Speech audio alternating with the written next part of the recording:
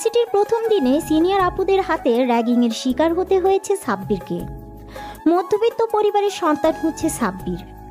লেখাপড়ায় অনেক ভালো, তাই টপ রেজাল্ট করে ঢাকা বিশ্ববিদ্যালয়ে চান্স পেয়েছে। দেখতে মাশাল্লাহ পুরো চকলেট বয়।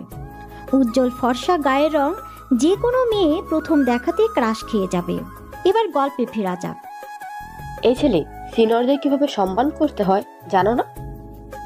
দেখতে তো পুরোই হাবাগোবা, মনে হচ্ছে ভাজা মাছটাও উল্টে খেতে জানে না। ভার্সিটিতে প্রথম দিনে সেই সিনিয়রদের সাথে বেয়াদবি করলি? ওদের কথা শুনে সাব্বির নিজের কাঁধের ব্যাগটা ঠিক করতে করতে বলে, আমি আপনাদের কখনো অসম্মান করলাম? এই ছেলে আপনার মুখে মুখে তর্ক করা হচ্ছে। ভার্সিটির প্রথম দিন সিনিয়রদেরকে সালাম দিতে হয়, জানিস না তুই? এই ভার্সিটিতে থাকতে হলে আমরা যা বলবো তাই শুনতে হবে, আর প্রতিদিনই এসে আমাদের আগে সালাম দিতে হবে।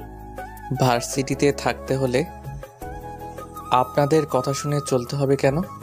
ভার্সিটি তো কারোর ব্যক্তিগত সম্পত্তি না। সবাই এখানে লেখাপড়া করার জন্য এসেছে, এখানে সবার সমান অধিকার আছে। তাহলে আমি আপনাদের কথা শুনে চলবো কেন? সাব্বিরের কথা শুনে বৃষ্টি ওদের টিমের লিডার মারিয়াকে বলল, দেখেছিস মারিয়া, এই ছেলের কত সাহস, তোর সামনে বেয়াদবি করছে, আর তুই কিছু না বলে চুপ করে আছিস। এই ছেলেকে শাস্তি দিতে হবে।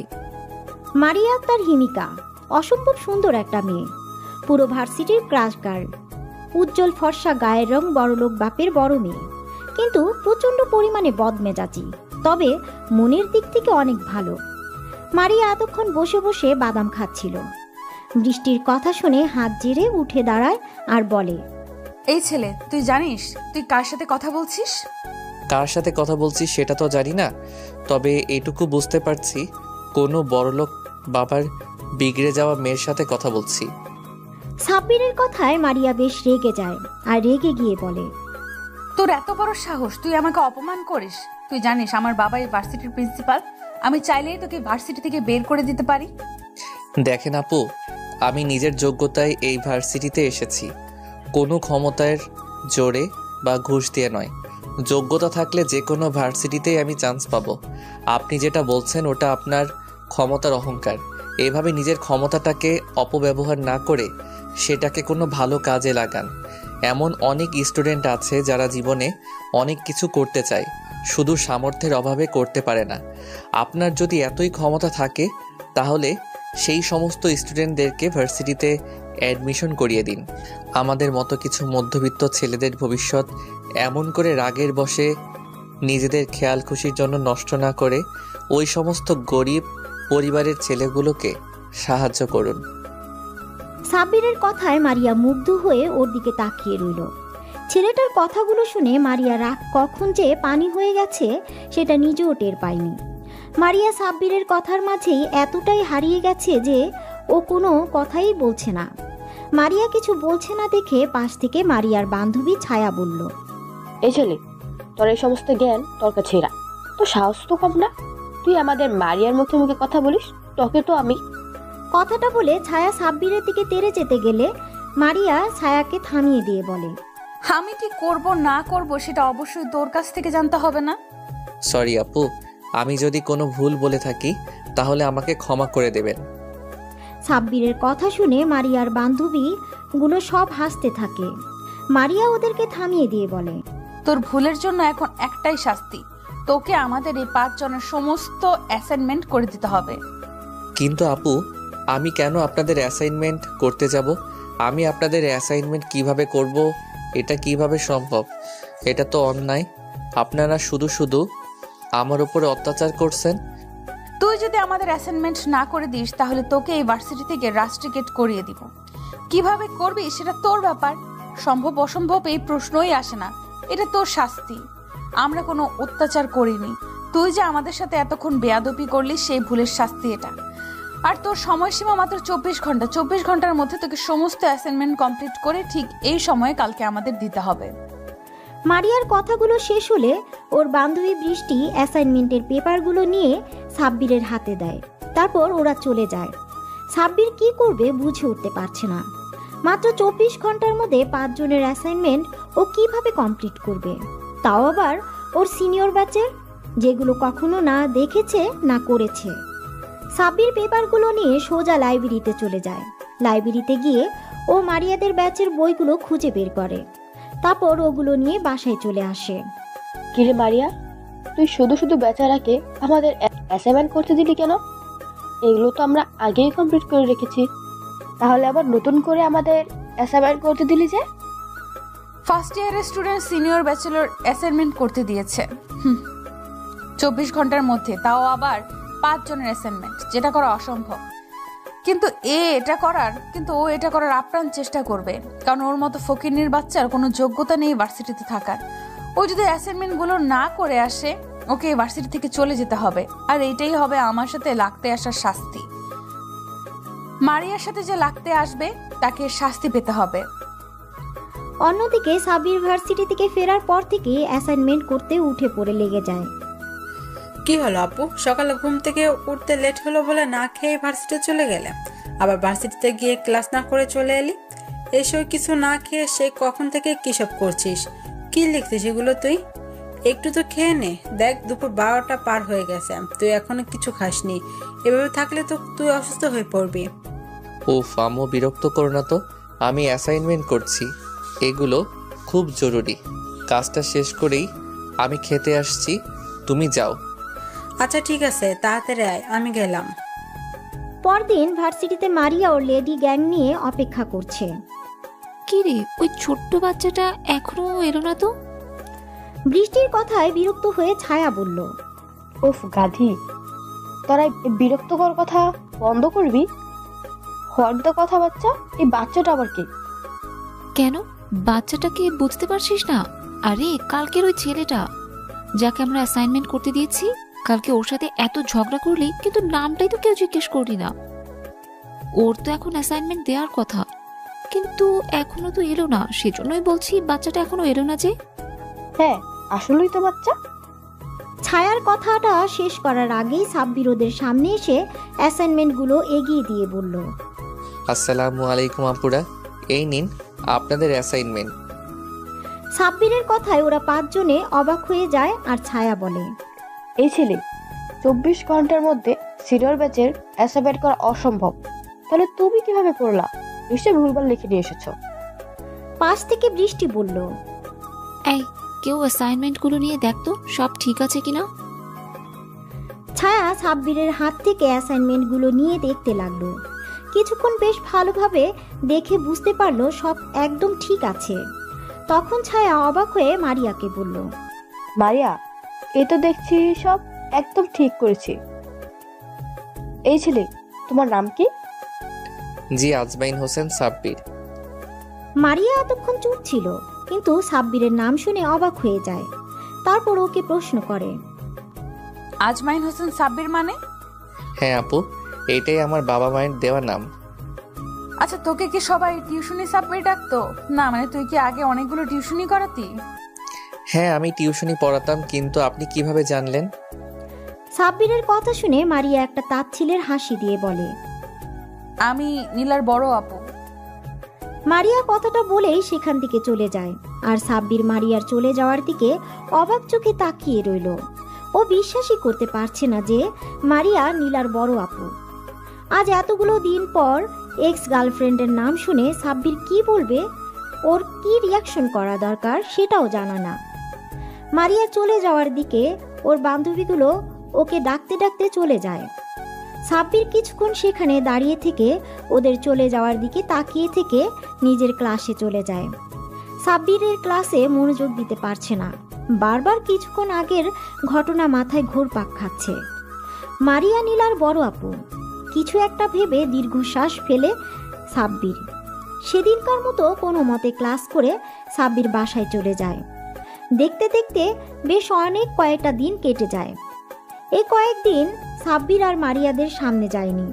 তারপর হঠাৎ একদিন ভার্সিটিতে কিছু ছেলে মিলে একটা মেয়েকে ডিস্টার্ব করছিল। সবাই সেখানে নীরব দর্শকের মতো দাঁড়িয়ে বিষয়টা দেখছিল, কেউ কোনো প্রতিবাদ করছে না। হঠাৎ ছেলেগুলোর মধ্যে একটা ছেলে মেয়েটার ওড়না নিয়ে নেয়।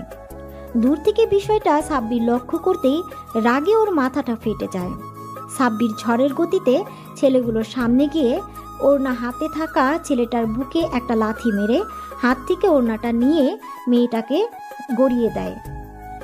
বাকি ছেলেগুলো একসাথে সাব্বিরের দিকে তেড়ে আসে ওকে মারতে। উপায় না পেয়ে সাব্বির ওদের সাথে মারপিট করতে থাকে, কিন্তু সাব্বির একা অতগুলো ছেলের সাথে পেরে উঠছিল না। হঠাৎ কোনো একটা ছেলে চাকু নিয়ে সাব্বিরের দিকে তেড়ে আসে। তারপর আর কিছু বোঝা ওঠার আগেই সাব্বিরের পেটে ঢুকিয়ে দেয়।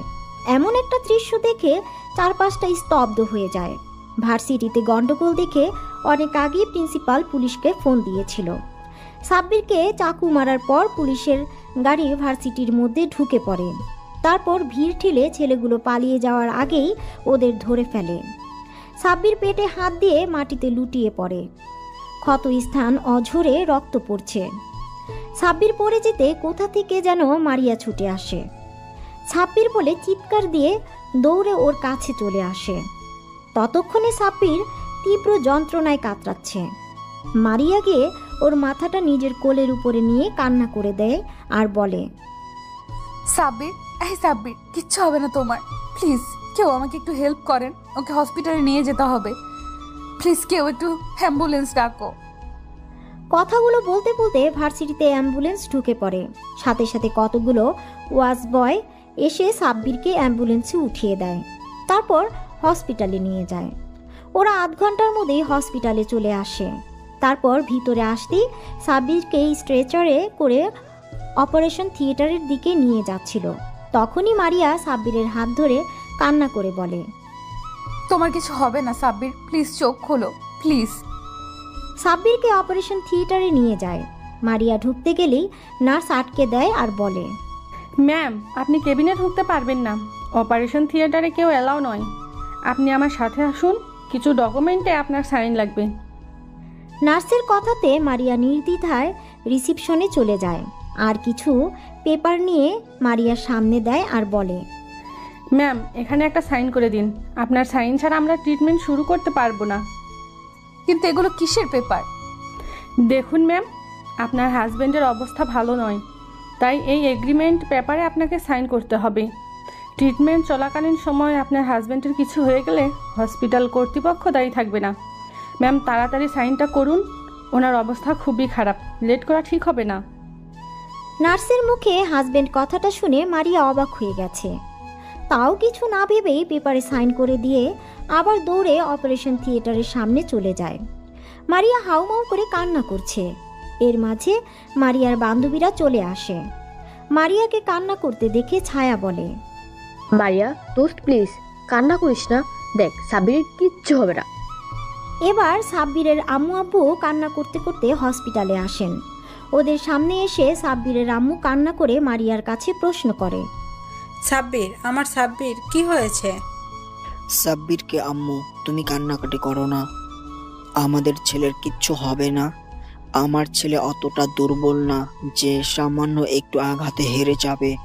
তুমি এইভাবে কান্না করলে অসুস্থ হয়ে পড়বে। পরে তোমার ছেলে যদি দেখে তার জন্য কান্নাকাটি করে তুমি অসুস্থ হয়ে পড়েছ, তাহলে ছেলেটা অনেক কষ্ট পাবে। তুমি কান্নাকাটি বন্ধ করো। সাব্বিরের আব্বুর কথাতে আম্মুর কান্না বন্ধ করার বৃথা চেষ্টা করে। আম্মু এতক্ষণ মারিয়াকে খেয়াল করেনি। ওদেরকে দেখে আব্বু প্রশ্ন করে, আচ্ছা মামুনিরা, তোমরা কি সাব্বিরের ফ্রেন্ড? জি আঙ্কেল, আমরা সাব্বিরের ফ্রেন্ড। আচ্ছা, তোমরা বলতে পারবে আমার ছেলের এই অবস্থা হলো কিভাবে? মন্ত্রীর ছেলে আকাশ ভার্সিটিতে একটা মেয়েকে টিস করছিল, অসভ্যতামি করছিল। কেউ একটু প্রতিবাদও করেনি। সাব্বির ওখানে গিয়ে মেয়েটাকে প্রোটেক্ট করে, ওদের সাথে মারপিট করে। তখন ওদের মধ্যে থেকে একটা ছেলে সাব্বিরের পেটে চাকু ঢুকিয়ে দেয়। কোনো কিছু বোঝার আগে সাব্বির মাটিতে লুটিয়ে পড়ে। কথাটা বলা শেষ হতে সাব্বিরের আম্মু আবারও কান্না শুরু করে দেয়। তখন মারিয়া আম্মুর কাছে গিয়ে সান্ত্বনা দিয়ে বলে, আন্টি, আপনি কান্না করেন না প্লিজ। আপনি কান্না করলে অসুস্থ হয়ে পড়বেন। দেখবেন আপনার ছেলের কিচ্ছু হবে না, ওর কিছু হতেই পারে না। আল্লাহর কাছে দোয়া করুন, আল্লাহ সব ঠিক করে দিবে। এরই মাঝে অপারেশন থিয়েটার থেকে একটা নার্স বেরিয়ে এসে বলে, এখানে পেশেন্টের বাসার লোক কে আছেন? নার্সের কথাতে সবাই নার্স সামনে আসে। আম্মু অস্থির হয়ে নার্সকে জিজ্ঞাসা করে, আমার সাব্বিরের কিছু হয়নি তো? ও ঠিক আছে? ও ঠিক হয়ে গেছে তো? অসুস্থ হয়ে গেছে তাই না? আমাকে একটা বার আমার কলিজার টুকরার কাছে যেতে দিন প্লিজ। আমি আমার সাব্বিরের কাছে যাব। ম্যাম আপনি শান্ত হন, পেশেন্টের অবস্থা খুবই খারাপ। ইমিডিয়েটলি ও পজিটিভ ব্লাডের প্রয়োজন। আমাদের ব্লাড ব্যাংকে এখনও পজিটিভ ব্লাড নেই। আপনারা জলদি ব্লাডের ব্যবস্থা করেন প্লিজ। নার্সের কথা শুনে সাব্বিরের আব্বু বলল, আমার রক্ত ও পজিটিভ, কিন্তু আমার সুগার আছে। এইসব কথার মাঝে আম্মু অস্থির হয়ে বলে, আমার রক্ত নিন, যত রক্ত লাগে নিন, তবু আমার সাব্বিরকে আমার কাছে ফিরিয়ে দিন। তুমি কান্না থামাও, আমাদের ছেলের কিচ্ছু হবে না। তুমি ওকে কি করে রক্ত দেবে? তোমার রক্তের সাথে ওর রক্তের মিল নেই। দেখুন এসব বললে তো হবে না, রক্ত না পেলে পেশেন্টকে বাঁচানো যাবে না। ওদের কথা শেষ হতেই মারিয়া বলে, নার্স, আমার রক্তের গ্রুপ ও পজিটিভ। আমার সব কিছু নর্মাল। যত রক্ত লাগে আমার শরীর থেকে নিয়ে নিন। আপনি তাড়াতাড়ি ভিতরে আসুন। নার্স মারিয়াকে নিয়ে ভিতরে চলে যায়। শরীর থেকে 2 ব্যাগ রক্ত নেওয়া হয়। রক্ত দেওয়ার শেষে মারিয়া দাঁড়ানোর চেষ্টা করলে মাথা ঘুরে পড়ে যেতে নেয়। তখন নার্স ওকে ধরে শুয়ে দিয়ে বলে, আরে আরে আপনি উঠছেন কেন? শুয়ে কিছুক্ষণ রেস্ট নিন। নার্স বেরিয়ে গেলে সাব্বিরের আব্বু আম্মু মারিয়ার কেবিনে ঢুকে। আম্মু মারিয়ার সামনে বসে ওর একটা 2 হাত হাতের মুঠোয় নিয়ে বলে, তুমি আজকে আমার ছেলের জন্য যা করলে এই ঋণ আমি কখনো শোধ করতে পারবো না মা। ছি ছি, আন্টি কি বলছেন এগুলো? এটা আমার কর্তব্য, এইভাবে বলবেন না। তোমার জন্য আজকে আমি আমার ছেলেকে ফিরে পেয়েছি। তোমার এই ঋণ আমি কিভাবে যে শোধ করব? এই মা, আন্টি কি বলছেন এগুলো? আমার কিচ্ছুর প্রয়োজন নেই। সাব্বির এখন সুস্থ আছে, তাতেই আমি খুশি। তুমি অনেক লক্ষ্যে একটা মেয়ে। তোমার কখনো যদি মনে হয় এই মায়ের থেকে কোনো কিছুর প্রয়োজন, তাহলে তুমি আমাকে অবশ্যই বলবে। আচ্ছা আন্টি। ওদের কথা শেষ হতে সাব্বিরের আব্বু মারিয়ার মাথার উপর হাত রেখে বলে, দোয়া করি মা, তুমি অনেক সুখী হও। আব্বুর কথায় মারিয়া মুচকি একটা হাসি দেয়। ওরা আরও কিছুক্ষণ কথা বলে। এর মাঝে নার্স এসে বলে সাব্বিরের জ্ঞান ফিরেছে। কথাটা শোনার সাথে সাথে মারিয়া ছুটে কেবিন থেকে বেরিয়ে সাব্বিরের কেবিনে চলে যায়। মারিয়ার এভাবে ছুটে যাওয়া দেখে সাব্বিরের আব্বু আম্মু অবাক হয়ে তাকিয়ে থাকে, কিন্তু বিষয়টা নিয়ে খুব একটা ভাবে না। তারপর ওরা সবাই সাব্বিরের কেবিনে গিয়ে দেখে ও মিটমিট করে তাকাচ্ছে। মারিয়া গিয়ে সাব্বিরের পাশে বসে, ওর একটা হাত হাতের মধ্যে নিয়ে বলে, তোমার এখন কেমন লাগছে? সাব্বির চোখ খুলে মারিয়াকে পাশে দেখে অবাক হয়ে যায়। পরক্ষণে আবার চারপাশে তাকিয়ে দেখে মারিয়ার বান্ধবী সহ ওর আব্বু আম্মু সেখানে দাঁড়িয়ে আছে। সাব্বিরের আব্বু আম্মুর দিকে তাকাতেই ওরা কাছে এসে দাঁড়ায়। আম্মু সাব্বিরের অন্য হাত ধরে কান্না করে দেয় আর বলে, তাকে কতবার বলেছি এসব মারপিট আর ঝামেলার মধ্যে জড়াবি না। তুই কখনো আমার কথা শুনবি না, সব সময় মারপিটের ভেতরে থাকবি। আজকে যদি তোর কিছু হয়ে যেত তাহলে আমাদের কি হতো? আমরা কি নিয়ে বাঁচতাম? তুই ছাড়া আমাদের আর কি আছে বল? আজকে যদি এই মেয়েটা না থাকতো, তোকে আমি কখনোই ফিরে পেতাম না। সাব্বিরের আম্মুর কথা শুনে মারিয়ার দিকে তাকায় আর প্রশ্ন করে, আম্মু কি বলছো তুমি এগুলো? আমি তো কিছুই বুঝতে পারছি না। উনি আমাকে বাঁচিয়েছে মানে? মেয়েটাই তোকে হাসপাতাল এনেছে, আমার 2 ভাগ রক্ত দিয়ে আজকে তোকে বাঁচিয়েছে। ওই তো তোকে হাসপাতাল নিয়ে এসেছে। আজকে যদি ও না থাকতো তাহলে কি যে হতো ভাবাই যাচ্ছে না। এটা ভাবতে আমার অন্তরাত্মা কেঁপে উঠছে। এরপর থেকে তুই কখনো যদি মারপিটে করিস তাহলে আমাকে আর কখনো আম্মু বলে ডাকবি না। তুই আজকে আমাকে কথা দে, তুই আর কখনো মারপিটের ভিতরে যাবি না। ওর আম্মুর কথা শুনে মারিয়ার দিকে তাকায় আর ওর আম্মুকে উত্তর দেয়, আম্মু, আমি কথা দিলাম আর কখনো মারামারি ভিতরে যাব না। ওদের কথা শেষ হতে মারিয়া সাব্বিরের আম্মুকে বলে, আন্টি আপনি সাব্বিরের কাছে থাকেন, আমি বাসায় গেলাম। বাসায় ফিরতে লেট হলে আব্বু অনেক টেনশন করবে। আচ্ছা মা, তুমি যাও। আর হ্যাঁ, কখনো যদি কিছু সাহায্যের প্রয়োজন হয় তাহলে অবশ্যই আমাকে বলবে। আম্মুর কথার পরিবর্তে মারিয়া মুচকি একটা হাসি দেয়। তারপর চলে যাওয়ার সময় মারিয়ার বান্ধবীগুলো সবাই সাব্বিরের সাথে কথা বলে যায়। সবাই চলে যেতেই সাব্বির কিছু একটা ভেবে মুচকি একটা হাসি দেয়। আব্বু আম্মু ওকে এমন করে হাসতে দেখে ভ্রু কুঁচকে জিজ্ঞাসা করে, কি হলো আব্বু, তুই হাসছিস কেন? না না, কিছু না তো, এমনি। আচ্ছা আব্বু, একটা কথা জিজ্ঞেস করব? আম্মু, তুমি আমাকে কিছু জিজ্ঞেস করবে, তার জন্য পারমিশন নিতে হবে? তুমি নিশ্চিন্তে আমাকে বলো কি বলতে চাও। আব্বু, তুই কি মেয়েটাকে ভালোবাসিস? আম্মুর মুখে এরকম কথা শুনে সাব্বির অবাক হয়ে আম্মুর দিকে তাকিয়ে বলে, আম্মু, কী সব বলছো? তোমার মাথা ঠিক আছে? ওই মেয়েটা আমাদের ভার্সিটির সিনিয়র, আমার থেকে 2 বছরের সিনিয়র। আমার ওর সাথে তেমনভাবে কোনো পরিচয় নেই, তাহলে সম্পর্ক হবে কিভাবে? কিন্তু মেয়েটা যে বললো ও তোর ফ্রেন্ড, তাছাড়া মেয়েটাকে দেখে মনে হলো তোকে প্রচন্ড পরিমাণে ভালোবাসে। আম্মু, তুমি ভুল ভাবছো। দেখ আব্বু, আমি তোর আম্মু, আমাকে ঠিক ভুল চেনাতে আসিস না। আমি মেয়েটার চোখে তোর জন্য এক বুক পরিমাণ কষ্ট আর ভালোবাসা দেখেছি, আর তুই কেমন ওদিকে মায়া ভরা দৃষ্টিতে তাকিয়েছিলি। জানিস তো, মায়ের চোখে সন্তান কখনোই ফাঁকি দিতে পারে না। তুমি ঠিক বলছো, এই বিষয়টা আমিও লক্ষ্য করেছি, শুধু বলতে পারছিলাম না। আব্বু আম্মু, তোমরা কি একটু থামবে? আমাকে তোমরা কিছু বলার সুযোগই দিচ্ছ না। তোমরা যে মেয়েটাকে নিয়ে এত আকাশ পাতাল চিন্তা করছো, জানো মেয়েটাকে? এর কথায় আব্বু আম্মু নীরব হয়ে ওর দিকে তাকিয়ে বলে, ওই মেয়েটার কেউ নয়, ও হচ্ছে নীলা আর বড় বোন। সাব্বিরের মুখে নীলা নামটা শুনে আব্বু আম্মু অবাক হয়ে গেল। নীলার বড় আপু যে এই মেয়েটা মানে মারিয়া, সেটা শুনে আরো অবাক হয়ে গেল। আব্বু আম্মু অনেকক্ষণ চুপ করে সাব্বিরের মুখের দিকে তাকিয়ে রইল। তারপর নীরবতা ভেঙে আম্মু বলল, নীলা মানে সে পিচ্ছি মেয়েটা যাকে তুই টিউশনে পড়াতে যেতি? এই মেয়েটা নীলার বড় বোন, কিন্তু এর সাথে তো নীলা কোনো মিল নেই। সাব্বির ওর আম্মুর কথায় বিরক্ত প্রকাশ করে বলে, আম্মু, তোমার কি মাথা খারাপ হয়ে গেছে? ওরা কি যমজ নাকি একই রকম দেখতে হবে? উফ, তুই একটা মাথা মোটা। আমি কি চেহারা মিলা কথা বলেছি নাকি?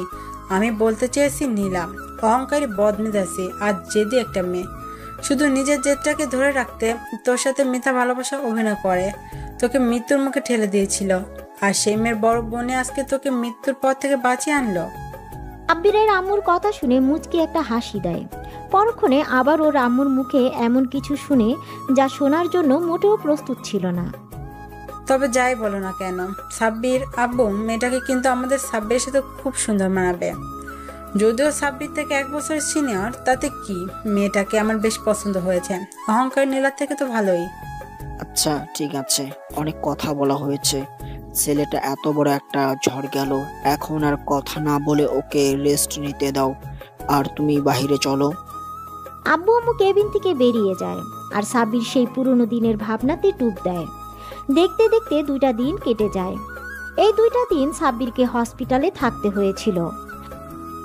আজকে সাব্বিরকে ডিসচার্জ করা হবে। যাওয়ার আগে ক্ষত স্থানের ড্রেসিং করার জন্য একটা নার্স এলো। তারপর নার্স কিছু একটা ভেবে বলতে লাগলো, আচ্ছা, আপনার স্ত্রী তো আর এলো না, উনি কি অসুস্থ নাকি? নার্সের কথা শুনে সাব্বির যেন আকাশ থেকে পড়ল। ভাবছে ওর আবার বউ আসলো কোথা থেকে, সেখানে এখন অবধি বিয়েটাই করলো না, সেখানে আবার বউ। সাব্বির অবাক হয়ে বলল, আমার বউ মানে? কেন, সেদিন ম্যাডামই তো আপনাকে হসপিটালে আনলো, ব্লাড দিল, এমনকি এগ্রিমেন্ট পেপারে সাইন করলো। সত্যি ভাগ্য করে এমন একটা বউ পেয়েছেন। উনি যদি আপনাকে হসপিটালে আনতে আর কয়েক মিনিট লেট করতো, তাহলে হয়তো আর আপনাকে বাঁচানো যেত না। তাছাড়া ম্যাডাম যে পরিমাণে কান্না করেছে আপনি ভাবতেও পারবেন না। যতক্ষণ আপনার ট্রিটমেন্ট হয়েছে ততক্ষণ উনি পাগলের মতো কান্না করেছে। আপনার জন্য যে পরিমাণে পাগলামি করছিল তাতে তো স্পষ্ট বোঝা যায় উনি আপনার স্ত্রী আর আপনাকে প্রচণ্ড পরিমাণে ভালোবাসে। নার্সের কথা শুনে সাব্বিরের অবাকের উপর অবাক হচ্ছে। ভাবতেই পারছে না ওরই এক্স গার্লফ্রেন্ডের বড় বোন নাকি ওর জন্য কান্না করেছে, এমনকি ওর জন্য এত কিছু করেছে। সাব্বিরের মনে এখন একটা প্রশ্নই ঘুরপাক খাচ্ছে, আর সেটা মারিয়া ওর জন্য এত কিছু কেন করেছে। তাহলে কি আম্মু যেটা বলল সেটাই সত্যি? কিন্তু সেটা কিভাবে সম্ভব? সাব্বির বারবার নিজেকে প্রশ্ন করছে। নার্সের ড্রেসিং করা হয়ে গেলে চলে যাচ্ছিল, কিন্তু কিছু একটা মনে করে আবার ফিরে এসে বলল, আর হ্যাঁ, দোয়া করি আপনারা দুজন অনেক সুখী হন। জানেন তো, লাইফ পার্টনার হিসেবে এমন কাউকে পাওয়াটা অনেক ভাগ্যের ব্যাপার। তাকে সবসময় ভালোবাসার মানুষটাকে আগলে রাখবেন। সাব্বিরকে ডিসচার্জ করা হলে ও আব্বু আম্মুর সাথে বাসায় ফিরে আসে। দেখতে দেখতে আরও 1 সপ্তাহ কেটে যায়। এর মাঝে মারিয়া একবারও সাব্বিরের খোঁজ খবর নেয়নি। পুরো 1 মাস লেগে গেল সাব্বির সুস্থ হতে। আর সুস্থ হতে ভার্সিটিতে যাবে বলে ঠিক করে। সাব্বির রেডি হয়ে আম্মুকে বলে ভার্সিটির উদ্দেশ্যে বেরিয়ে পড়ে। তারপর ক্যাম্পাসে এসে সাব্বির বারবার এদিক ওদিক মারিয়াকে খুঁজছিল। সাব্বির এই 1টা মাস মারিয়াকে অনেক মিস করেছে। বারবার শুধু মারিয়ার মায়াবী মুখ ওর চোখের সামনে ভেসে উঠেছে। অনেকক্ষণ মারিয়াকে খুঁজেও যখন পেল না, তখন হতাশ হয়ে ক্লাসে চলে যায়। তারপর ক্লাস করতে থাকে। অন্যদিকে কি রে মারিয়া, আজ এতদিন পর সাব্বির ভার্সিটিতে আসলো আর তুই একটা বার ছেলেটার সাথে দেখা করলি না? এই কয়টা দিন তো পাগল হয়ে গিয়েছিলি ওকে দেখতে না পেয়ে, আর আজকে যখন ও এসেছে একটা বার ওর সামনেও যাচ্ছিস না। দেখলাম ও তোকে অনেকক্ষণ যাবৎ খুঁজছিল, অবশেষ না পেয়ে মুখটা মলিন করে ক্লাসে চলে গেল। ওদের কথা শুনে মারিয়া মলিন সুরে বলে, আমি কিভাবে ওর সামনে যাব বলতে পারিস? সাব্বির নিশ্চয়ই এখন আমাকে ঘৃণা করে। আজব তো, তাকে ঘৃণা করবি কেন? কারণ আমি যে নীলার বোন, এটা জানার পর থেকে সাব্বির নিশ্চয়ই আমাকে ঘৃণা করে। সাব্বির হয়তো ভাবে আমিও নীলার মতো অহংকারী, বদমেজাজি আর প্রতারক। আর তার প্রমাণ তো আমি নিজেই দিয়ে দিয়েছি। ছেলেটা ভার্সিটির প্রথম দিন আসতেই ওর সাথে কি করলাম, তখন ও কি বলেছিল তোদের হয়তো মনে নেই, আমি নাকি বড়লোক বাবের বিগড়ে যাওয়া সন্তান। আর আমিও তো নীলার মতোই ওর দারিদ্রতার সুযোগ নিয়েছিলাম। ছেলেটা যে কয়টা দিন হলো ভার্সিটিতে আসছে, আমি প্রত্যেকটা দিন ওর সাথে রাফ বিহেভ করেছি। দেখ মারিয়া, আমরা সবসময় যেটা ভাবি সেটা কিন্তু হয় না। তুই কি জানিস আমরা নিজেরাই নিজেদের শত্রু? যে বিষয়টা নিয়ে আমরা ভয়ে থাকি সেই বিষয়টা নিয়ে আমরা এতটাই চিন্তা করে ফেলি যে যেটা হবার নয় সেটাও কল্পনায় চলে আসে। তারপর সেটার সম্মুখীন হবার সাহসও হয় না আমাদের। এভাবে ভুলভাল চিন্তাভাবনা বাদ দিয়ে সাব্বিরের সাথে দেখা করে কথা বল। ছেলেটার উপর দিয়ে এতটা ধকল গেছে, ওকে জিজ্ঞেস কর এখন কেমন আছে। ওকে একটু সময় দে। আর তোর জন্য যদি ওর মনে কোনো নেগেটিভ চিন্তাভাবনা থাকে তাহলে সেটা দূর করার চেষ্টা কর। ভার্সিটিতে এসেই ও প্রথমে তোকে খুঁজছিল, আর তুই ওকে এড়িয়ে যেতে চাইছিস। বৃষ্টির কথাগুলো মারিয়া মনোযোগ দিয়ে শুনল। তারপর নিজের মনকে প্রশ্ন করল, বৃষ্টি ঠিকই বলছে, আমার একবার সাব্বিরের সামনে গিয়ে ওর সাথে কথা বলা দরকার। অন্যদিকে সাব্বিরের ক্লাসগুলো শেষ হলে ও ক্যান্টিনের দিকে যাচ্ছিল।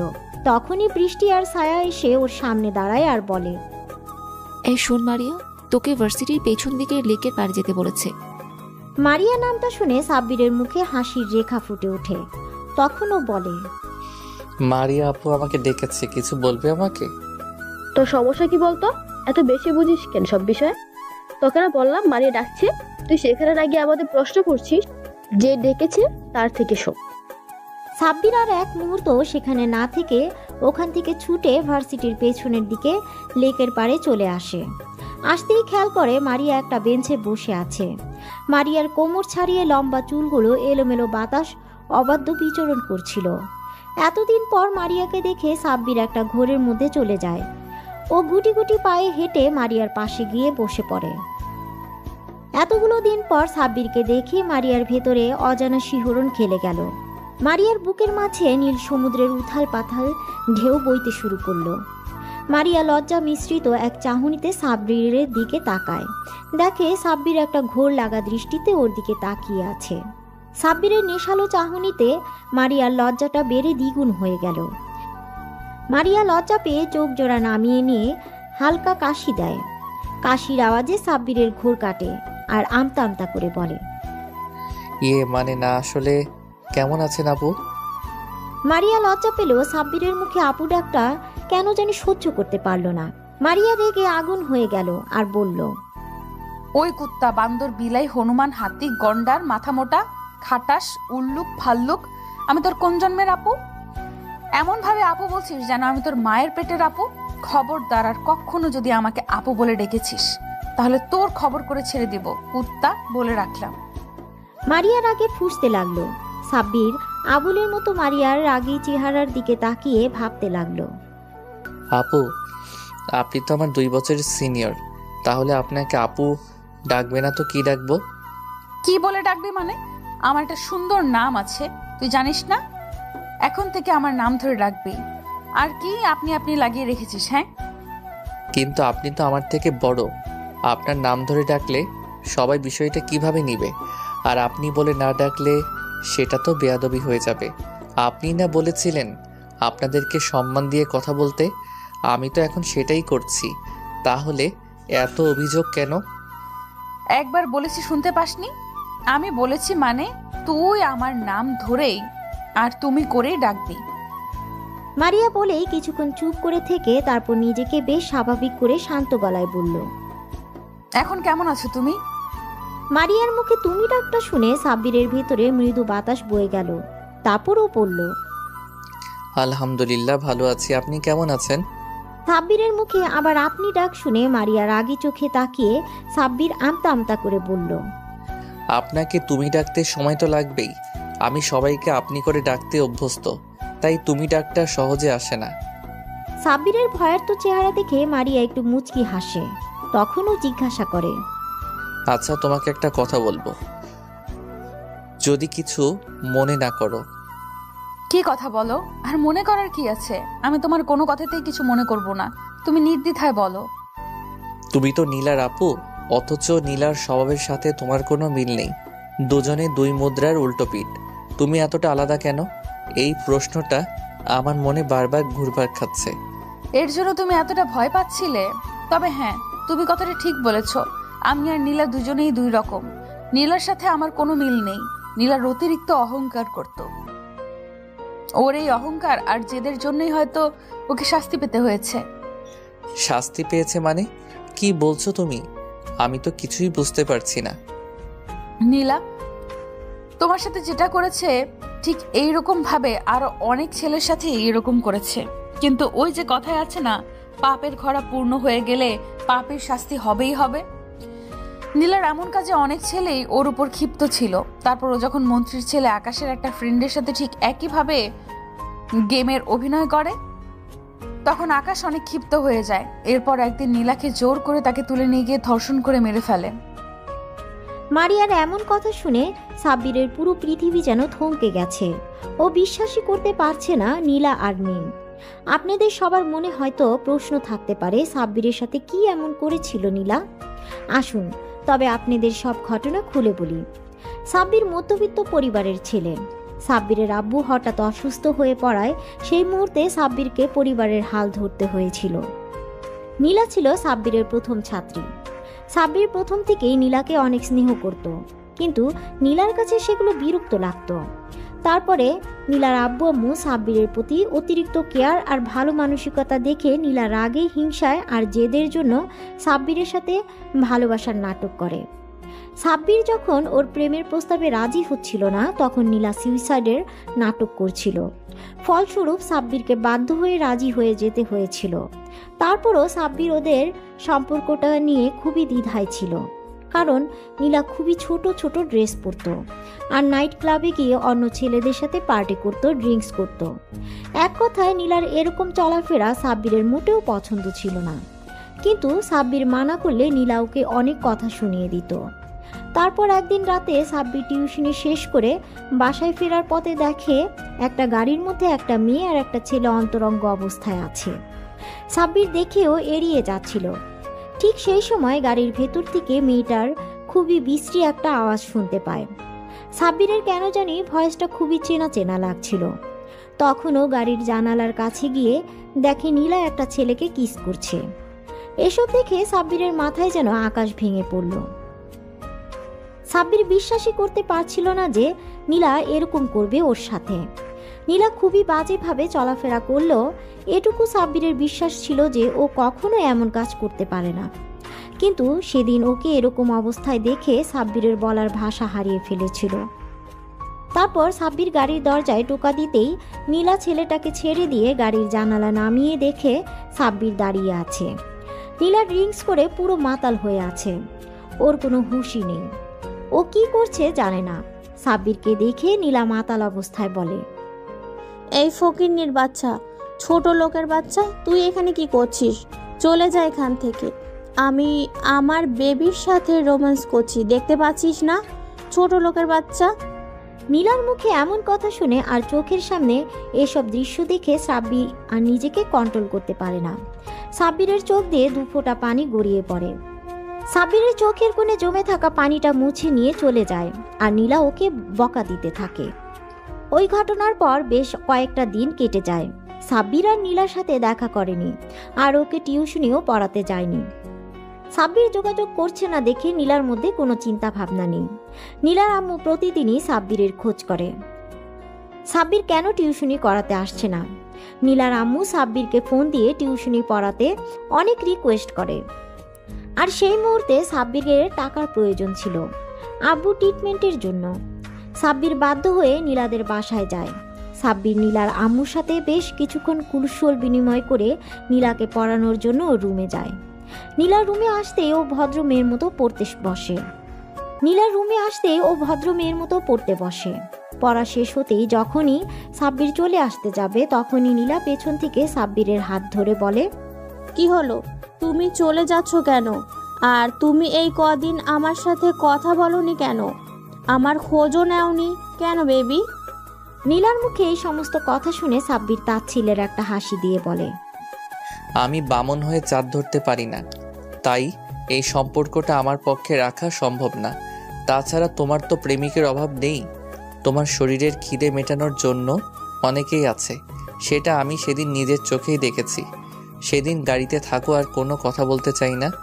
ভালো থাকবে তুমি। সাব্বিরের এরকম কথা শুনে নীলা বুঝতে পারে ওর সবটা সাব্বির জেনে গেছে। তারপরও নীলার রাগ হচ্ছে, ওর মতো 2 টাকার একটা ফকিন্নির বাচ্চা ওকে তেজ দেখিয়ে কথা বলছে, ওকে রিকোয়েস্ট করছে। বিষয়টা নীলা কিছুতেই মেনে নিতে পারেনি, তাই বলতে লাগলো, এই তোর এত বড় সাহস, তুই এই নীলাকে রিজেক্ট করছিস। এরপর যেটা হবে এর জন্য তুই দায়ী থাকবি। নীলার কথা শুনে সাব্বির বলে, আপনি তো আমার অনেক বড় উপকার করেছেন। এরপর থেকে হয়তো দ্বিতীয়বার আর কাউকে বিশ্বাস করতে পারবো না। আমার ভাগ্যে যেটা আছে সেটা হবেই। আপনাদের সামান্য কথায় আমার কিছু যায় আসে না। ভালো থাকবেন আর ধন্যবাদ সব কিছুর জন্য। সাব্বির বাসা থেকে বেরিয়ে পড়ে আর যাওয়ার আগেই নীলার আম্মুকে বলে ও আজ থেকে নীলাকে পড়াতে আসবে না।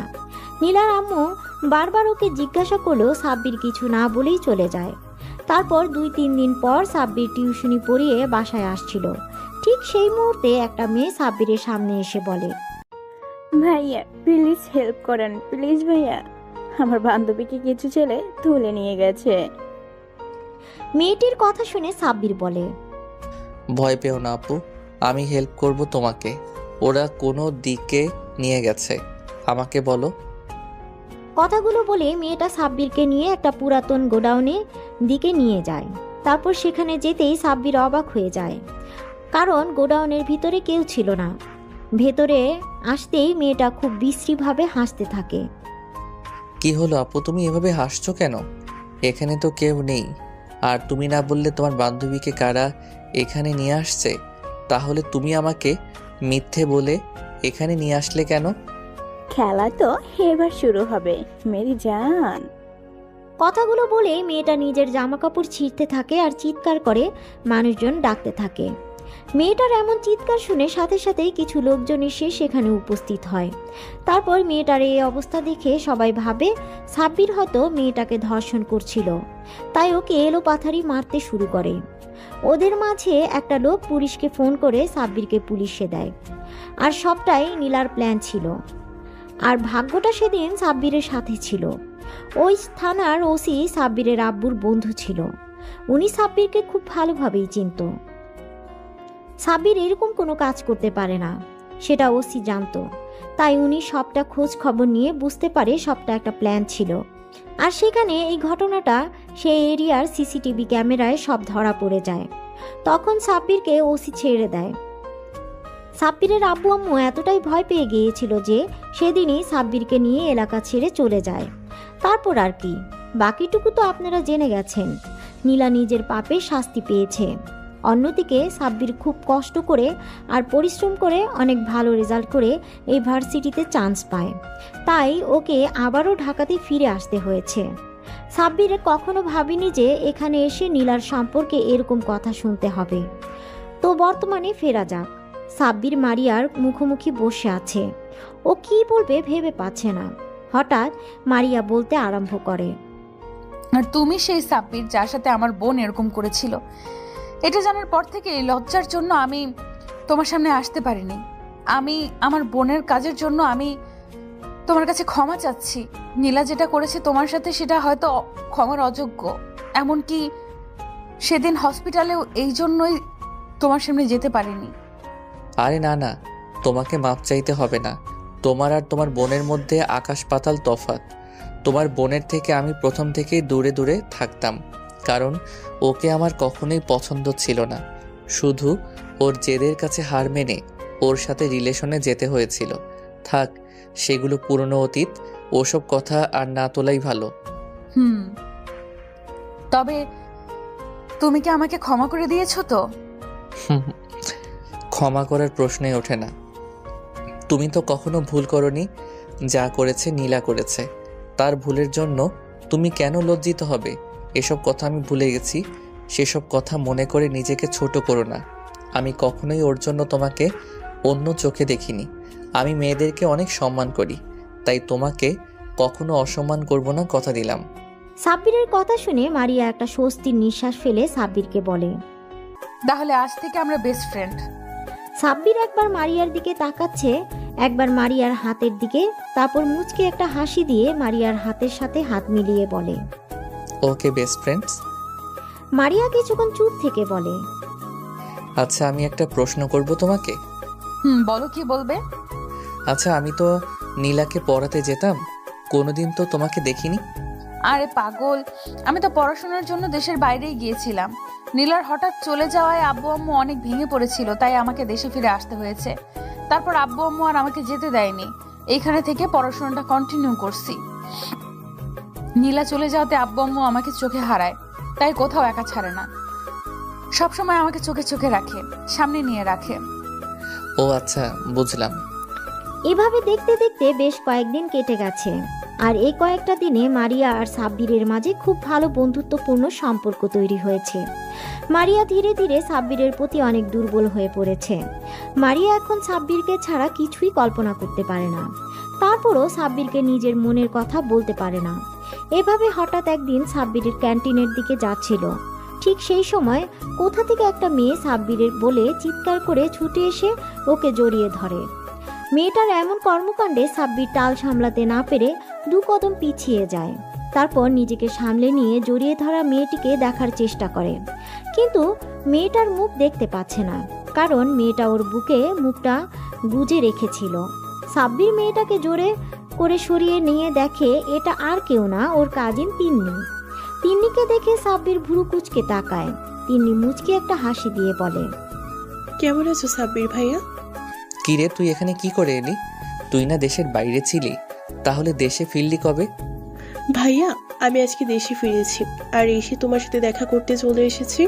তুমি খুশি হওনি আমাকে দেখে? খুশি হয়েছি, আর অবাকও হয়ে গেছি। হঠাৎ তোকে দেখে ঘাবড়ে গিয়েছিলাম। কিন্তু তোমাকে দেখতে তো মনে হচ্ছে না তুমি খুশি হয়েছো। মনে হয়েছে আমার উপরে বিরক্ত হচ্ছ। পাগলি, আমি এতদিন পর আমার পিচ্ছি বোনটাকে দেখতে পেলাম, আর আমি খুশি না হয়ে থাকতে পারি? আচ্ছা, এখন আর মুখ ভার করে থাকিস না, চল তোকে আমার ভার্সিটিটা ঘুরিয়ে দেখাই। সাব্বির তিন্নিকে নিয়ে ভার্সিটির অন্য দিকটায় চলে যায়। ওরা যেতে মারিয়া আর ওর বান্ধবীগুলো আড়াল থেকে বেরিয়ে আসে। মারিয়ার বান্ধবীগুলো এতক্ষণ মারিয়াকে আটকে রেখেছিল, কারণ তিন্নি সাব্বিরকে জড়িয়ে ধরতে দেখে ও বেজায় রেগে গিয়েছিল। মারিয়া পারে তো এসে তিন্নিকে খুন করে। মারিয়া রাগে ফুঁসছে, কারণ সাব্বির অন্য একটা মেয়ের সাথে সময় দিচ্ছে। ও কোনো মতেই মেনে নিতে পারছে না সাব্বির অন্য একটা মেয়ের হাত ধরে ঘুরছে, হাসাহাসি করছে, ওকে জড়িয়ে ধরছে, এমনকি খাইয়ে পর্যন্ত দিচ্ছে। মারিয়া আরেক মুহূর্ত যদি এখানে থাকে তাহলে তন্নিকে ভস্ম করে দিবে। সাব্বির আর তন্নি ভার্সিটি থেকে চলে যাওয়ার উদ্দেশ্যে পা বাড়াতেই ওরা গিয়ে মারিয়ার সামনে পড়ে। মারিয়া খেয়াল করে মেয়েটা সাব্বিরের হাত ধরে রেখেছে।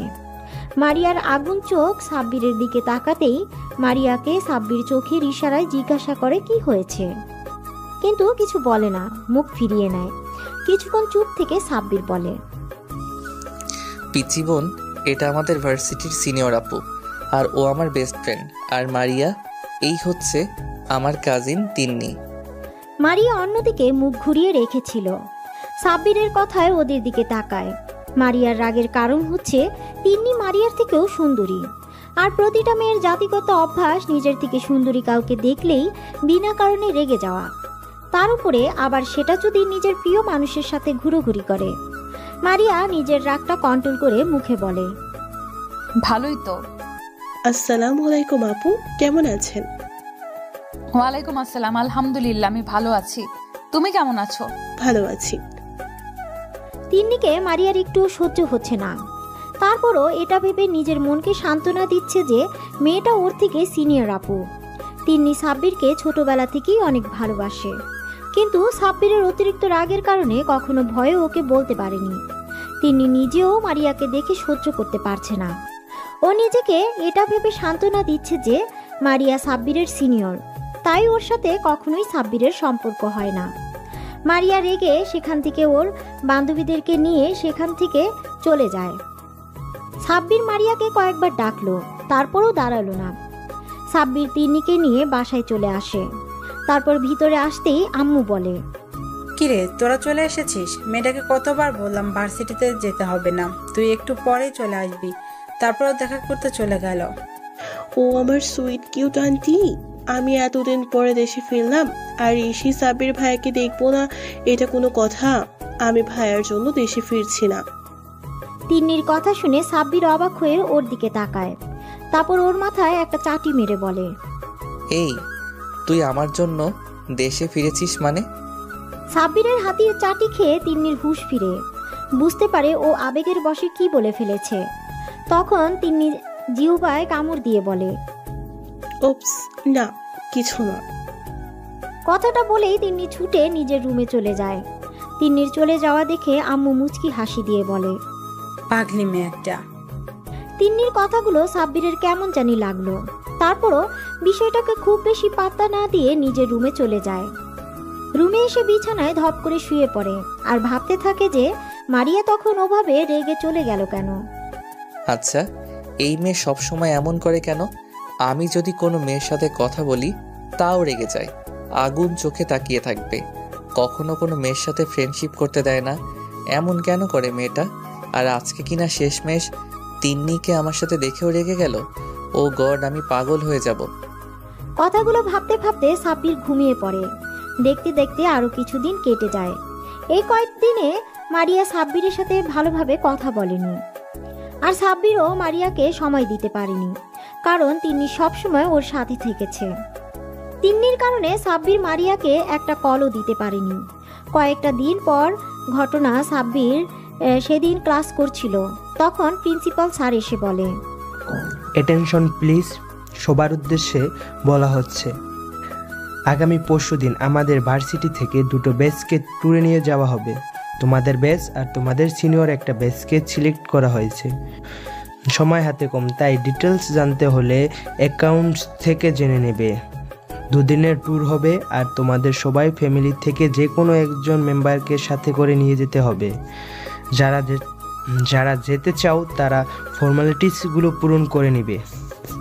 কথাগুলো বলে প্রিন্সিপাল চলে গেলে আর সাব্বির বেশ খুশি হয়ে যায়। ক্লাস শেষ করে সাব্বির বাইরে আসতেই মারিয়া ওর সামনে আসে আর জিজ্ঞাসা করে, সাব্বির তুমি কি ট্যুরে যাচ্ছ? হ্যাঁ যাব তো, কেন তুমি যাবে না? হ্যাঁ আমিও যাব। মারিয়া বেশ কিছুক্ষণ চুপ থেকে ওর না আঙুলে পেঁচাতে পেঁচাতে আমতা আমতা করে বলল, আসলে মানে না, ওই হয়েছে কি, এমন সাপের মতো মোচড়ামোচড়ি করছো কেন? কি বলবে বলো? আমি কি কখনো তোমাকে কোনো বিষয়ে বকা দিয়েছি যার জন্য এমন ভয় পাচ্ছ বলতে? না মানে তোমার পাশের সিটটা আমার জন্য রাখবে, অন্য কাউকে বসতে দিবে না। মারিয়া কথাটা বলেই লজ্জা পেয়ে মাথা নিচু করে নেয়।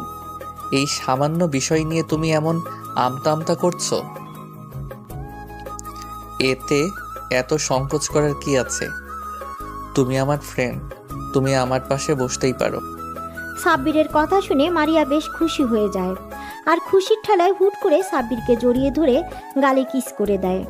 মারিয়ার কর্মকাণ্ডে সাব্বিরের চোখ বড় বড় করে মারিয়ার দিকে তাকায়, আর তাতেই মারিয়া লজ্জা পেয়ে যায়। বুঝতে পারে কি করেছে। অতিরিক্ত খুশিতে এমন একটা কাজ করে ফেলেছে, কিন্তু এখন সাব্বিরকে কিভাবে বোঝাবে? মারিয়া লজ্জা পেয়ে দৌড়ে সেখান থেকে পালিয়ে যায়, আর সাব্বির ওদিক এদিক তাকিয়ে মাথা চুলকাতে চুলকাতে মুচকে একটা হাসি দিয়ে চলে যায়। দুদিন পর সাব্বির ট্যুরে যাওয়ার জন্য বাসে উঠে সিটে বসে আসে। সাব্বির আজকে মন খারাপ।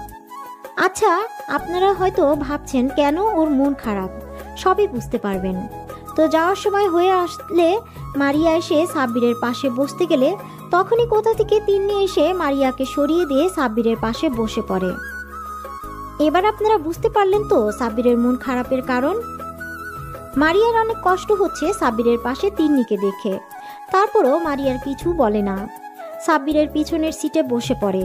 তিন্নি সাব্বিরের কাঁধে মাথা দিয়ে ওর একটা হাত জড়িয়ে ধরে চোখ বন্ধ করে নেয়, যেটা দেখে মারিয়া আর নিজেকে কন্ট্রোল করতে পারে না। ও কান্না করে দেয়। তারপর একটা সময় কান্না করতে করতে ঘুমিয়ে পড়ে।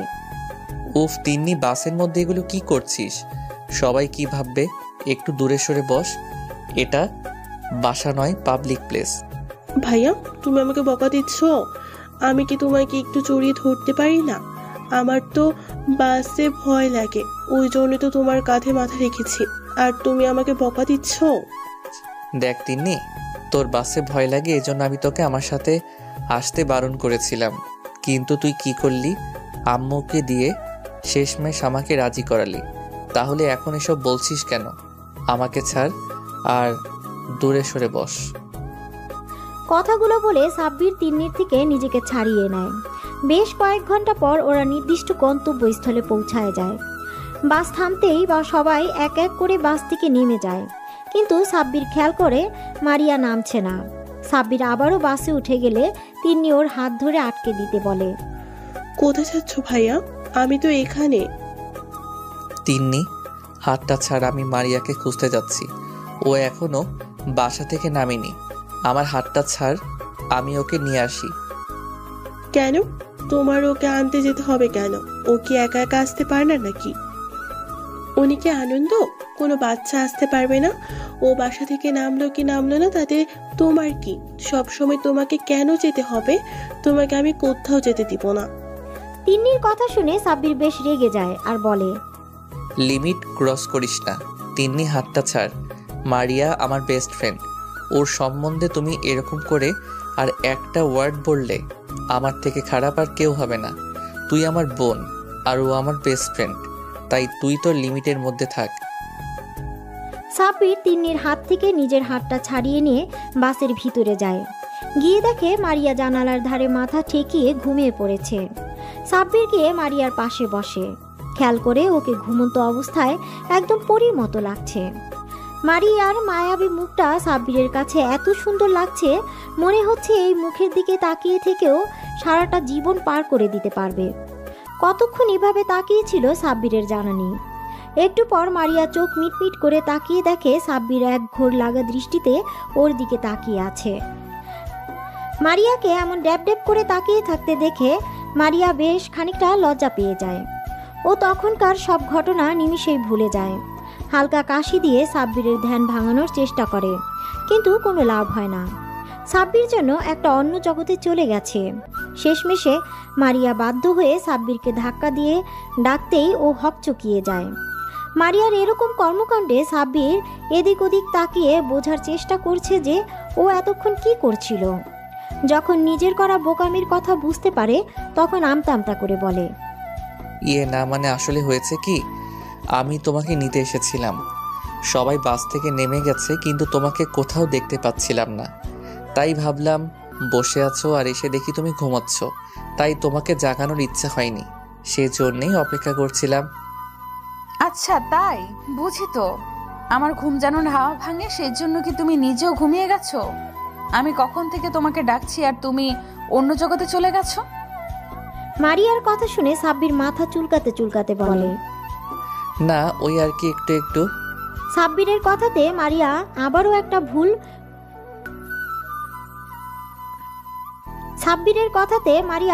একটা ভুবন ভুলানো হাসি দেয়, যে হাসিটা সাব্বিরের বুকের বা পাশে গিয়ে লাগে। তখন ও নিজেও হাসে। বাসের মধ্যে দুজনে হাসির শব্দ শুনে তিন্নি আর বাইরে থাকতে পারল না।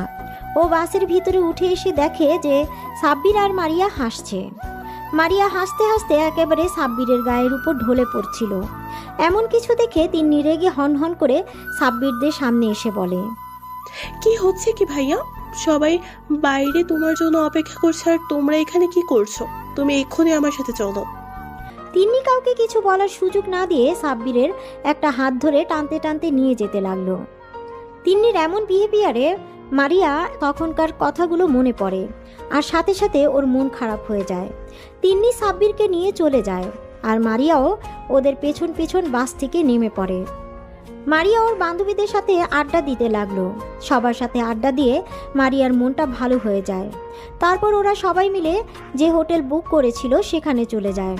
হোটেলের প্রত্যেকটা রুমে 5 জন করে থাকতে পারবে। মারিয়া ওর বান্ধবীরা একটা রুমে চলে যায়। সাব্বির ভাইয়া, আমি ওই মেয়েগুলোর সাথে এক রুমে থাকবো না। তুমি কিছু একটা করো। আমি কিভাবে তোমাকে ছাড়া থাকবো? আমার রাতে একা ঘুম আসবে না। আমি নতুন জায়গায় ঘুমাতে পারি না। নতুন জায়গায় একা একা থাকলে আমার অনেক ভয় লাগে। তিন্নির কথা শুনে সাব্বির রেগে গেল আর বলল, তিন্নি, তুই কি বলছিস এসব? তোর কি মাথা ঠিক আছে? তুই কি পাগল টাগল হয়ে গেলি নাকি? তুই কি ছোট বাচ্চা নাকি যে তুই আমার রুমে থাকবি? তোকে আমি আগে আসতে বারণ করেছিলাম, আর এখন এখানে এসে এরকম নাটক করছিস? এসব নাটক বন্ধ কর। তোকে কি একা একটা রুম দেওয়া হয়েছে যে তুই একা থাকতে ভয় পাবি?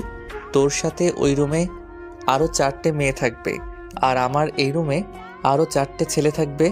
এখন ঢং না করে সোজা নিজের রুমে যা। অনেক রাত হয়ে গেছে, রুমে গিয়ে ঘুমিয়ে পড়। কালকে সকালে আবার বেরোতে হবে, তারপর রাতে আবার এখান থেকে বাসায় ফিরতে হবে। ভাইয়া ভাইয়া, তুমি আমাকে এমন করে বলতে পারলে? আমি ওদের সাথে থাকবো। ওরা কি আমার পরিচিত নাকি? পিচ্ছি পড়ি, এই পাগলি, তুই কান্না করছিস কেন? দেখ, আমি তো শুধু তোকে কথাগুলো বোঝানোর জন্যই এমন করে বললাম, না হলে তুই তো আমার কথা বুঝতেই চাইছিলি না। এখন কান্না বন্ধ করে রুমে যা, ফ্রেশ হয়ে ঘুমিয়ে পড়। আচ্ছা ঠিক আছে, যাচ্ছি। কালকে কিন্তু তুমি আমার সাথে ঘুরবে, আর কারোর সাথে না। কথা দাও, তবেই আমি যাব। আচ্ছা ঠিক আছে। সত্যি? Thank you thank you thank you thank you ভাইয়া, I love you. Tinni room থেকে চলে যায়। পরের দিন সকালবেলায় সবাই রেডি হয়ে নাস্তা করে হোটেলের বাইরে অপেক্ষা করছে সবার জন্য। সবাই নিচে আসলে প্রিন্সিপাল স্যার মানে মারিয়ার আব্বু বলে, সবার উদ্দেশ্যে বলছি, কেউ একা কোথাও যাবে না, সবাই সবার সাথে থাকবে। প্রিন্সিপালের কথাতে সবাই সম্মতি জানায়। তারপর সবাই ঘুরতে বেরিয়ে পড়ে। অন্যদিকে মারিয়া শুধু দূর থেকে সাব্বিরকে আর তিন্নিকে ফলো করছে। সাব্বিরের পাশে তিন্নিকে মারিয়া কিছুতেই মেনে নিতে পারছে না। মারিয়ার ভেতরটা কষ্টে ফেটে যাচ্ছে, কিন্তু কারোর সামনে প্রকাশ করছে না। মারিয়া অন্যমনস্ক হয়ে বান্ধবীদের সাথে ঘুরছে আর সাব্বিরকে ফলো করছে। সাব্বির যখনই মারিয়ার দিকে তাকাচ্ছে তখনই মারিয়া জোর করে হাসার চেষ্টা করছে। একটা সময় ওরা সবাই মিলে একটা লেকের পাড়ে আসে। লেকের পাড়ে আসতেই মারিয়ার বান্ধবীগুলো ওকে বলল, দেখ মারিয়া, তুই কিন্তু একদম লেকের ধারে যাবি না। তুই যে সাঁতার জানিস না সেটা কি তোর মনে আছে? একবার যদি পা পিছলে পড়ে যাস তাহলে এখান থেকে না আর বেঁচে ফিরতে পারবি না। মনে আছে রে দোস্ত, সবই মনে আছে, আমি কিছুই ভুলিনি। মারিয়াদের এই সমস্ত কথা তিনি আড়াল থেকে শুনে নেয় আর একটা ডেবিল হাসি দেয়। সাব্বির ফোন দিয়ে সুন্দর কিছু মুহূর্ত ক্যামেরা বন্দি করছিল। ও খেয়ালই করেনি মারিয়া কোথায় আছে। একটা সময় ওর বান্ধবীরা সবাই প্রকৃতির অনুরূপ সৌন্দর্য দেখছে আর মারিয়া একা হয়ে পড়ে। আর সেই সুযোগে পিছন থেকে তিন্নি গিয়ে ওকে ধাক্কা দিয়ে লেকের পানিতে ফেলে দেয়। মারিয়া লেকের পানিতে পড়ে সাথে সাথে চিৎকার দিয়ে ওঠে আর বারবার সবাইকে ডাকতে থাকে। তারপর বেশ কিছুক্ষণ মারিয়া চিৎকার করতেই সবাই ছুটে লেকের কাছে এসে দেখে মারিয়া পানিতে হাবুডুবু খাচ্ছে। প্রিন্সিপাল স্যার মারিয়া বলে চিৎকার দেয়। তারপর পানিতে নামতে লাগলে সাব্বির এসে আটকে দেয়। তারপর নিজেই লেকের পানিতে ঝাঁপ দেয়। সাব্বির সাঁতরে মারিয়ার কাছে চলে যায়। তারপর নিজের সাথে জড়িয়ে নেয় মারিয়াকে, পানি থেকে তুলে আনে। মারিয়া অনেক পানি খেয়ে ফেলেছে, যার দরুন জ্ঞান হারিয়ে ফেলেছে। সাব্বির মারিয়াকে পাড়ে শুইয়ে দেয়। তারপর সাব্বিরের 2 হাত দিয়ে মারিয়ার পেটে চাপ দিয়ে পানি বের করতে থাকে। মারিয়া পেট থেকে পানি বের হওয়ার পরেও যখন ওর জ্ঞান ফিরছিল না, তখন সাব্বির ওর হাত ধরে ডাকতে থাকে, মারিয়া পাখি, এই মারিয়া পাখি, প্লিজ চোখ খুলে একটু কথা বলো পাগলি আমার সাথে। না না, এই কিছুতেই হতে পারে না। আমার এত সাজানো প্ল্যানটা কিভাবে নষ্ট হলো? এইভাবে চললে একদমই হবে না। তাহলে সাব্বির আমার হাতছাড়া হয়ে যাবে, আর ওকে আমি কিছুতেই অন্য কারো হতে দিব না। সাব্বির শুধুই আমার। সাব্বিরকে আমি ছাড়া আর কেউ পাবে না। সাব্বিরের দিকে যদি অন্য কেউ তাকায়, তার চোখ আমি তুলে নিব। মারিয়া, তোর এত বড় সাহস! তুই আমার সাব্বিরকে নিজের করে পেতে চাইছিস? তোর বোনের মৃত্যুটা আমার হাতে হতো, কিন্তু ভাগ্যের খেলা, সে নিজের মৃত্যু নিজেই লিখে নিয়েছে। এখন তোর পালা। তিন্নি, তুই ভাব, তোকে বড় কিছু করতে হবে। মারিয়া, তুমি রেডি থাকো। এবার তোর সাথে যেটা হতে চলেছে সেটা তুই কল্পনাও করতে পারবি না। তিন্নিমা, আমার কি হয়েছে? এভাবে কান্না করছিস কেন? দরজাটা খোল, কি হয়েছে সেটা না বলে কিভাবে হবে? এভাবে খাওয়া দাওয়া বন্ধ করে রুমে দরজা লক করে কান্না করলে হবে? একটু দরজা খোল, বল মা কি হয়েছে? আম্মুর কথা শুনে তিন্নি রুমের ভেতর থেকে জোরে চিৎকার দিয়ে বলে, আন্টি, তুমি এখান থেকে চলে যাও। আমি কিচ্ছু খাবো না, আর রুমের দরজাও খুলবো না। এরকম করলে কেমন করে হবে? এমন জেদ ধরে থাকলে হবে? বল মা, দরজাটা একটু খোল। কি চাই বল? তোর যা চাই আমি তোকে দিব, শুধু একটা বার বল তোর কি চাই। দেখ, আমি তোকে সেটাই দিব। তাও দরজা খোল মা, তুই সারাদিন কিছু খাসনি। এভাবে না খেয়ে কান্নাকাটি করলে তো অসুস্থ হয়ে পড়বি। আন্টি, আমি যা বলবো তাই শুনবে তুমি? আমি যা চাইবো সেটাই দিবে, বলো। বললাম দিব, তুই একবার দরজাটা খোল মা, তুই যা বলবি সেটাই হবে। এইভাবে বললে হবে না। তুমি কথা দাও আমি যা চাইবো তাই দিবে, তাহলে আমি দরজা খুলবো, না হলে আমি দরজা খুলবো না। আচ্ছা ঠিক আছে, আমি কথা দিলাম, তুই যা বলবি সেটাই হবে। এখন দরজাটা খোল। আম্মুর কথাতে তিন্নি ছুটে এসে দরজা খুলে দেয়। তারপর আম্মুর হাতটা ধরে এনে বেডে বসিয়ে দেয়। তিন্নির আম্মুর পায়ের কাছে বসে পড়ে। তিন্নির আম্মুর একটা হাত মাথার উপর রেখে বলে, তাহলে আমার মাথায় হাত রেখে বলো, আমি এই মুহূর্তে তোমার কাছে যেতে চাইবো, তুমি সেটাই দিবে। মায়েরা কখনো সন্তানের মাথার উপর হাত দিয়ে কসম করে না, বুঝেছিস পাগলি মেয়ে? আমি একবার বলেছিলাম তুই যেটা বলবি সেটা চাইবি, আমি সেটাই তোকে দেওয়ার চেষ্টা করব। সত্যি তো? হ্যাঁ সত্যি। এবার বল তোমার কি চাই? আন্টি, আমি তোমার ছেলের বউ হতে চাই। আমি ঈশানকে অনেক ভালোবাসি। আমি তোমার ছেলেকে ছাড়া থাকতে পারবো না। তুমি যদি আমার বিয়েটা সাব্বিরের সাথে না দাও, তাহলে আমি নিজেকে শেষ করে দিব। আমি তোমার ছেলেকে নিজের থেকেও বেশি ভালোবাসি। ওকে ছাড়া থাকার কথা কল্পনা করতে পারি না। সাব্বির আমার জান, প্রাণ, কলিজা, সবকিছু। আমার পুরো মন মস্তিষ্কে বসবাস করে পুরুষটা সাব্বির। আন্টি, আমি তোমার ছেলেকে চাই, তুমি ওকে আমার করে দাও। আম্মু তিন্নির কথা শুনে চিন্তায় পড়ে গেল।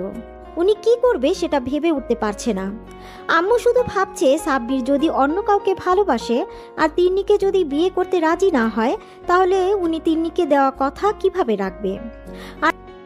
আর মেয়েটা যেভাবে পাগলামি শুরু করে দিয়েছে, এখন যদি ওকে অন্য কিছু বলা হয়, নিশ্চয়ই উল্টাপাল্টা কিছু করে ফেলবে। আর আম্মু ওকে কথা দিয়ে ফেলেছে, উনি এখন কথা কিভাবে ফিরিয়ে নেবে। অনেক ভাবনা চিন্তা করার পর আম্মু বলে, দেখো মা, তোমার পরিস্থিতি আমি বুঝতে পেরেছি, কিন্তু এটা সাব্বির লাইফের ব্যাপার। ওর লাইফের সিদ্ধান্ত আমি কিভাবে নিব? ও যদি অন্য কাউকে ভালোবেসে থাকে তখন কি হবে? তাছাড়া সাব্বিরকে না জিজ্ঞাসা করে আমি তোমাকে এত বড় একটা সিদ্ধান্ত নেই বলো? না না, আমি কিচ্ছু জানি না। তুমি আমাকে কথা দিয়েছো, আমি যা চাইবো তুমি তাই দেবে। আমার এখন তোমার ছেলেকে চাই মানে চাই, আর বিয়েটা আমি কালকেই করতে চাই। আর যদি না হয় আমি নিজেকে শেষ করে দিব। তিন্নির এরকম কথা শুনে আম্মু নিজের মন মস্তিষ্কের সাথে লড়াই করতে না পেরে তিন্নিকে কথা দিয়ে দেয় সাব্বিরের সাথেই ওর বিয়েটা দিবে, আর সেটা কালকেই। তিন্নি প্রচণ্ড পরিমাণে খুশি হয়, কারণ সবটা ওর প্ল্যান অনুযায়ী হয়েছে। তারপর সন্ধ্যাবেলায় যখন সাব্বির বাসায় ফিরে, তখন আম্মু ড্রয়িং রুমে বসেছিল। সাব্বির রুমে যেতে গেলে আম্মু ওকে ডাক, সাব্বির শোন, তোর সাথে কথা আছে। জি আম্মু, বলো কি বলবে? তুই কি কাউকে ভালোবাসিস? মানে তোর কি কোনো পছন্দের মানুষ আছে? হঠাৎ এই প্রশ্ন কেন আম্মু? প্রশ্ন বদল প্রশ্ন চাইনি আমি, উত্তর চেয়েছি, উত্তরটা দাও। না আম্মু, আমি কাউকে ভালোবাসি না, আমার কোনো মনের মানুষ নেই। জন্মের পর থেকে আমি তোর কাছে কখনো কিছু চাইনি। আজকে যদি তোর কাছে কিছু চাই বা তোর জীবনের সবচেয়ে বড় সিদ্ধান্তটা যদি আমি নেই, তাহলে তুই কি সেটা মেনে নিবি? আম্মু, তুমি আমাকে পৃথিবীর আলো দেখিয়েছো, তোমার অধিকার আছে আমার সমস্ত বিষয়ে সিদ্ধান্ত নেওয়া। তুমি আর আব্বু ছাড়া আমার কে আছে বলো? তোমরা তো আমার পুরো পৃথিবী। তোমাদের জন্য কিছু করতে পারলে আমি নিজেকে ধন্য মনে করব। আম্মু, শুধু একবার বলো আমাকে কি করতে হবে বা তুমি কি চাও। তুমি যা বলবে আমি তাই শুনবো। আমি কথা দিলাম, তুমি যা বলবে আমি তাই শুনবো। এভাবে না, তুই আমার মাথায় হাত দিয়ে বল, আমি যা চাইবো তাই দিবি। কিরে, তুই চুপ করে আসিস কেন? বল, আমি যা চাইবো তাই দিবি। আমি চাই তোর সাথে তিন্নির বিয়ে দিতে। আমি আগামীকালকেই তোদের বিয়ে ব্যবস্থা করেছি। সাব্বিরের আম্মুর মুখে এরকম কথা শুনে যেন আকাশ থেকে পড়ল। ও নিজের কানকে বিশ্বাস করতে পারছে না। আম্মু নাকি তিন্নির সাথে ওর বিয়ে ঠিক করেছে। আম্মুর কথাটা শুনে সাব্বিরের বুকটা ধক করে ওঠে, কারণ সাব্বিরের এই কয়দিনে খুব ভালোভাবেই বুঝতে পেরেছে ও মারিয়াকে প্রচণ্ড পরিমাণে ভালোবাসে, আর ওকে ছেড়ে থাকার কথা কল্পনাও করতে পারে না সাব্বির। দমটা বন্ধ হয়ে আসে, আর সেখানে অন্য কাউকে বিয়ে করার কথা ভাবলেও সাব্বিরের কষ্টে বুকটা ফেটে যাচ্ছে। সাব্বির এখন কি করবে? আম্মু ওর মাথায় হাত দিয়ে ওয়াদা করিয়েছে, আম্মু যা বলবে তাই শুনবে। সাব্বির কি বলবে কি করবে কিছুই বুঝতে পারছে না। তারপর ও নিজেকে স্বাভাবিক করে নিয়ে বলে, আম্মু, তুমি কি বলছো? তুমি জানো তিন্নিকে আমি বোনের নজরে দেখি, কখনো ওকে নিয়ে অন্য কিছু ভাবিনি। আমি ওকে সব সময় ছোট বোনের নজরে দেখি, আর আমার মাঝে তেমন কোনো সম্পর্ক নেই। তাহলে কেন তুমি ওর সাথে আমাকে বিয়ে দিতে চাইছো? আমি কোনো প্রশ্নের উত্তর দিতে চাইছি না, আমি শুধু আমার প্রশ্নের উত্তর চাইছি। তুই আমার কথাটা রাখবি নাকি আমার মরামুখ দেখবি? যে মানুষটা জন্ম দিয়েছে, ছোটবেলা থেকে ওকে লালন পালন করে মানুষ করেছে, সেই মানুষটা ওকে এতগুলো বছর আগলে রেখেছে, যে মানুষগুলো ওকে এত ভালোবাসা দিয়ে আজকে এই মানুষের মুখে মরার কথা শুনে সাব্বিরের বুকের ভেতরটা ঢক করে ওঠে। সাব্বির ওর আম্মুর মুখের দিকে তাকিয়ে আর কিছু না ভেবেই বলল, আম্মু, আমি বিয়েতে রাজি। আম্মু, তুমি বিয়ের ব্যবস্থা করো। কথাগুলো বলে সাব্বিরের আম্মুকে আর কোনো কিছু বলার সুযোগ না দিয়ে সোজা নিজের রুমে চলে গেল। তো পরের দিন বৃষ্টি আর ছায়া ছুটে এসে মারিয়ার সামনে দাঁড়ায় আর হাঁপাতে হাঁপাতে বলে, দোস্ত, শুনেছিস? কিরে, তোরা এমন করে হাঁপাচ্ছিস কেন? আর কি শুনবো? তুই জানিস আজকে সাব্বিরের বিয়ে, তারপর একটু পরেই। কি বলছিস এগুলো? আমরা সত্যি বলছি, একটু পর ওর কাজিনের সাথে সাব্বিরের বিয়ে। না না, এ হতে পারে না। কি কি বলছিস কি এইসব? তোদের মাথা ঠিক আছে? মারিয়া, আমাদের মাথা ঠিক আছে, আমরা কোনো নেশা করিনি। আরে আমার আম্মু সাব্বিরের আম্মুর বান্ধবী। আম্মু আজকে সকালে ওদের বাসায় গিয়েছে। আম্মু বলল হঠাৎ করে নাকি কালকে ওর আম্মু বিয়েটা ঠিক করেছে, আর সাব্বিরও নাকি বিয়েতে রাজি হয়ে গেছে। সাব্বিরের বিয়ের কথা শুনে মারিয়ার চোখ দিয়ে টপ টপ করে পানি পড়ছে। ওর বুকের মধ্যে অসহ্য রকমের যন্ত্রণা শুরু হয়ে গেছে। মারিয়ার কোনো কিছু না ভেবেই সাব্বিরের বাসার দিকে ছুটতে থাকে।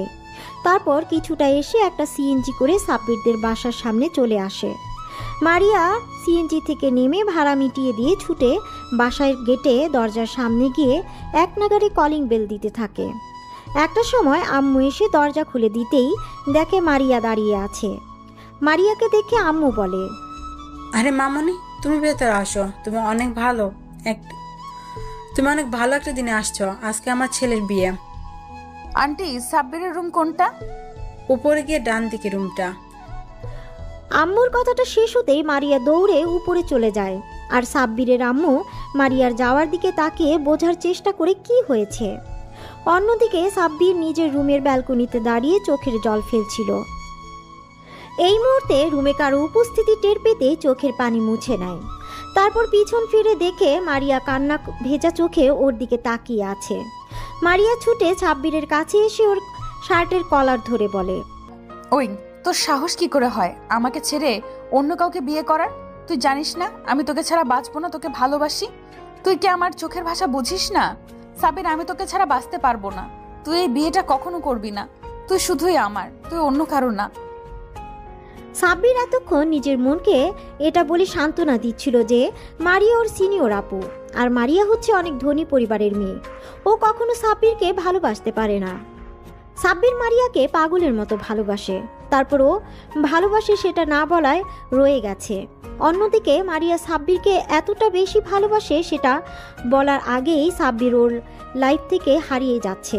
সাব্বির চুপ করে আছে দেখে সাব্বির ওর শার্টের কলার ঝাঁকিয়ে আবারও বলল, এই তুই কথা বলছিস না কেন? আমি কি বলছি তুই শুনতে পাসনি? ভালোবাসি তোকে, আমি তোকে ছাড়া বাঁচবো না। তুই ওই তিন্নিকে বিয়ে করবি না। তুই যদি ওকে বিয়ে করিস আমি নিজেকে শেষ করে দিব। তুই শুধু আমার, না হলে অন্য কারণ না। সাব্বির মারিয়ার কথার প্রতি উত্তরে কিছু বলতে যাবে তখনই দরজার দিকে তাকিয়ে দেখে ওর আব্বু আম্মু দাঁড়িয়ে আছে। আর শুধু আব্বু আম্মু নয়, বিয়েতে যে কয়জন লোক এসেছিল সবাই দাঁড়িয়ে আছে, আর সবার পিছনে তিন্নি দাঁড়িয়ে আছে। সাব্বিরকে পেছনে তাকাতে দেখে মারিয়া ওকে ছেড়ে দিয়ে নিজেও পেছনে তাকিয়ে দেখে বাসার সবাই দাঁড়িয়ে আছে। মারিয়া এবার আম্মুকে দেখে দৌড়ে আম্মুর কাছে গিয়ে হুট করে আম্মুর পায়ের কাছে বসে পড়ে, তারপর পা দুটো জড়িয়ে ধরে কান্না করে দিয়ে বলে, আন্টি আমি সাব্বিরকে অনেক ভালোবাসি। প্লিজ আন্টি, তুমি ওর বিয়েটা অন্য কোথাও দিও না। তুমি তো আমাকে কথা দিয়েছিলে আমার কখনো কোনো কিছু প্রয়োজন হলে যেন তোমাকে বলি। আজকে আমি তোমার ছেলেকে চাইছি। আমি সাব্বিরকে অনেক ভালোবাসি আন্টি, আমি ওকে ছাড়া বাঁচবো না। তুমি বিয়েটা ভেঙে দাও প্লিজ আন্টি। ওর বিয়ে অন্য কোথাও হয়ে গেলে আমি নিজেকে শেষ করে দিব। আমি ওকে ছাড়া থাকার কথা চিন্তাও করতে পারি না, কল্পনাও করতে পারি না। আম্মু এতক্ষণ একটা ঘোরের মধ্যে ছিল, তাই মারিয়া এইভাবে পায়ে পড়ে কান্নাকাটি করাতে আম্মু ঘাবড়ে গিয়ে পিছিয়ে যায়। তারপর মারিয়াকে উঠিয়ে নেয়। আম্মু বুঝতে পারছে না এখন কি করবে। এদিকে তিন্নি সাব্বিরকে না পেলে মরে যাবে, আর এদিকে মারিয়া যদি সাব্বিরকে না পায় ও মরে যাবে।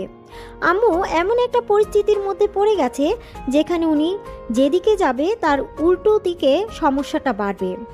মারিয়া আম্মুকে ছেড়ে আব্বুর পায়ে পড়তে গেলে ওনার আব্বু মারিয়াকে আটকে দেয়।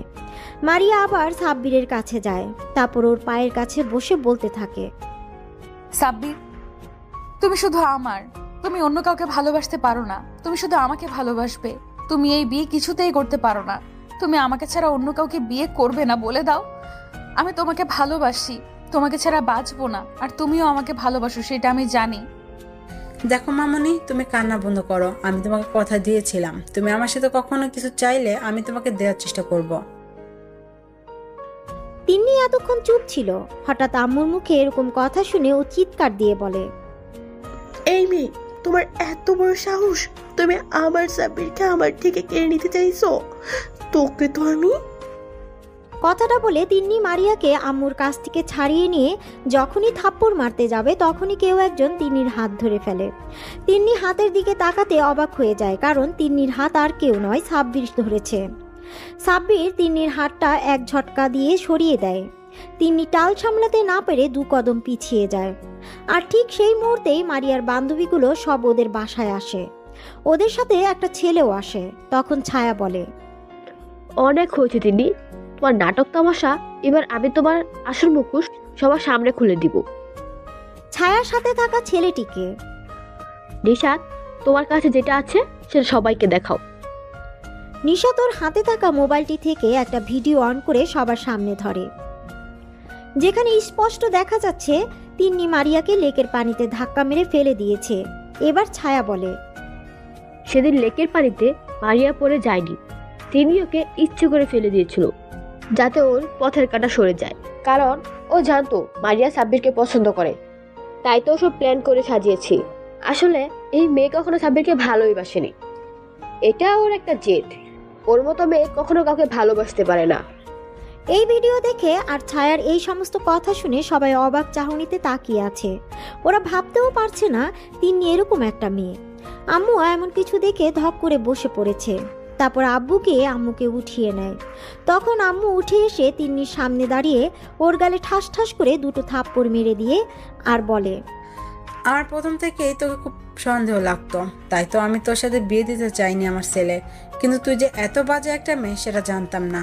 এবার আম্মু সাব্বিরের সামনে যায়, তারপর সাব্বিরের গালে ঠাস করে 2 থাপ্পড় মেরে দেয় আর বলে, এই তুই এখনো ওই পাথর মূর্তির মতো দাঁড়িয়ে আছিস? তুই জানিস না তোকে এখন কি করতে হবে?